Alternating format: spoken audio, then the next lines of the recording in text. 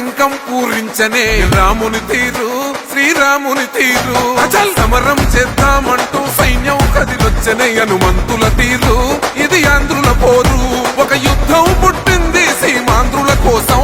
ఈ రాక్షస పాలననే చేస్తాము రాగంతం మీ కత్తులకు నెత్తులను వంచదు మా పౌరుషం